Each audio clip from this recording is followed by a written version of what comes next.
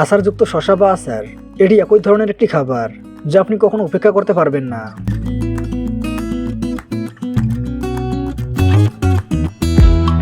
আচার তৈরির জন্য বীজ বপনের প্রক্রিয়া শুরু হয়েছে। এই করাত মেশিনগুলো প্রতিটি বীজ মাটিতে সঠিক গভীরতায় রাখে যাতে স্বাস্থ্যকর ফসল বৃদ্ধি সম্ভব হয়। বীজ বপনের পর এগুলোর নিয়মিত যত্ন নেওয়া হয় যাতে এগুলো সুন্দর ছোট গাছে পরিণত হয়। কৃষকরা সাধারণত মৌমাছিদের তাদের ফসলের কাছে রাখেন কারণ তারা অসাধারণ পরাগায়নকারী। মৌমাছিদের মধু সংগ্রহের কার্যকলাপ ফসলের ফলন দক্ষতা এবং উচ্চমানের উৎপাদনে সাহায্য করে। সময়ের সাথে সাথে চারাগুলো এখন পূর্ণাঙ্গ গাছে পরিণত হয়েছে।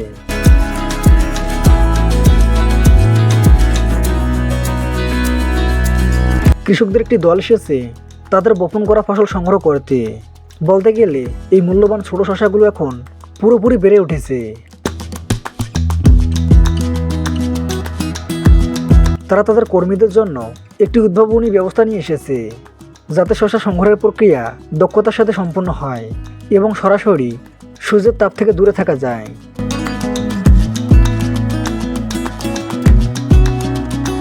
তাহলে আপনি হয়তো জিজ্ঞাসা করবেন কেন তারা মেশিন ব্যবহার করে সংগ্রহ করছে না।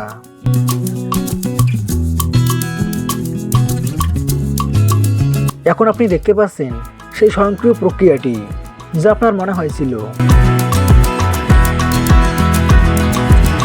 তারা একটি অসাধারণ সিস্টেম তৈরি করেছে শসা সংগ্রহ, পরিবহন এবং সংরক্ষণ কার্যকরভাবে করার জন্য।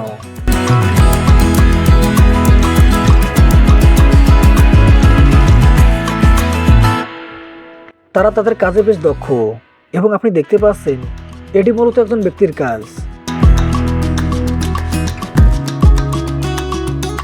এই পদ্ধতিতে বড় বড় কোম্পানিগুলো একবারের বিনিয়োগে এই কৃষি নায়কদের মাধ্যমে প্রচুর শ্রম ব্যয় সাশ্রয় করে। আপনি অবাক হয়ে যাবেন আমি যা বলতে চাচ্ছি তা শুনলে।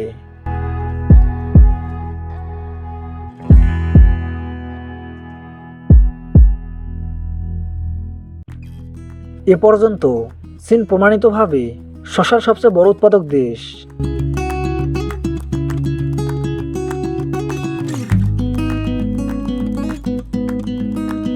আপনি কি সংখ্যাটি জানেন? তারা প্রতি বছর প্রায় ৬৭ মিলিয়ন টন শসা উৎপাদন করে।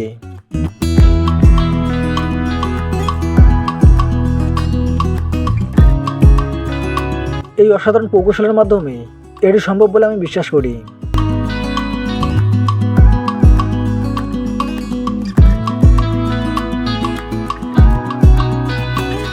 শসা সংগ্রহ করার পরপরই পরবর্তী ধাপ হলো এগুলো ধুয়ে আচার তৈরির জন্য প্রস্তুত করা। তাই এখন আমরা একটি অস্থায়ী কারখানায় এসেছি শসা পরিষ্কার করার জন্য।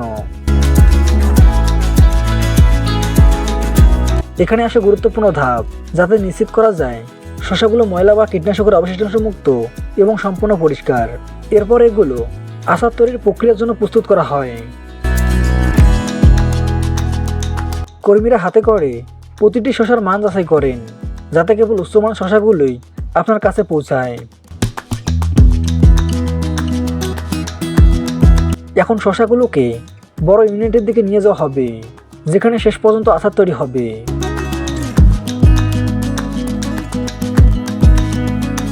তারা শসাগুলো আনলোড করতে দিন অথবা যে কোনো কাজ এগিয়ে নেওয়ার আগে একটু মান যাচাই করে নিন।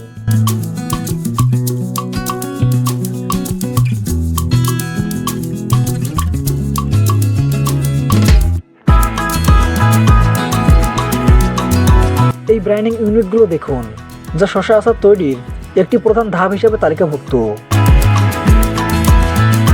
ব্রাইনিং হলো সেই প্রক্রিয়া যেখানে শসাগুলোকে একটি সুস্বাদু দ্রবণে ভরা হয়।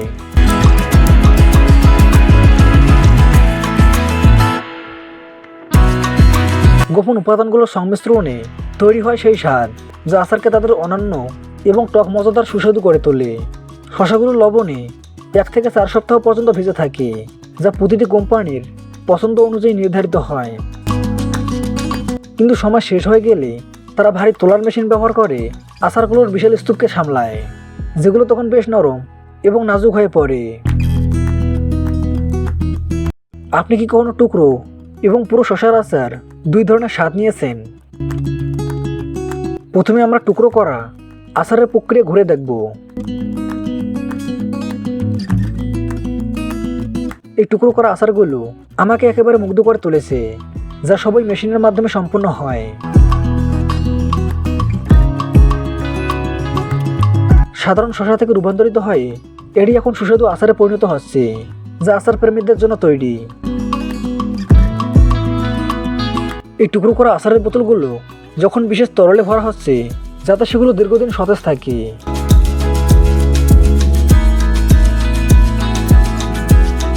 দেখুন, এগুলো সব প্রস্তুত হয়ে গেছে পরিবহনের জন্য। আপনি কি কখনো এই আচারের স্বাদ নিয়েছেন? তাহলে নিশ্চয়ই আমাকে কমেন্টে জানাতে পারেন। তো বন্ধুরা, এতক্ষণ আপনারা শসা দিয়ে আচার তৈরির প্রক্রিয়া দেখলেন। আপনি কি কখনো শসার আচার খেয়েছেন? কমেন্টে আমাকে জানাবেন। ভিডিওটি যদি ভালো লেগে থাকে তাহলে একটি লাইক দিয়ে চ্যানেলটি সাবস্ক্রাইব করে দিবেন। তো দেখা হচ্ছে আগামী ভিডিওতে। ততক্ষণ পর্যন্ত ভালো থাকবেন। ধন্যবাদ।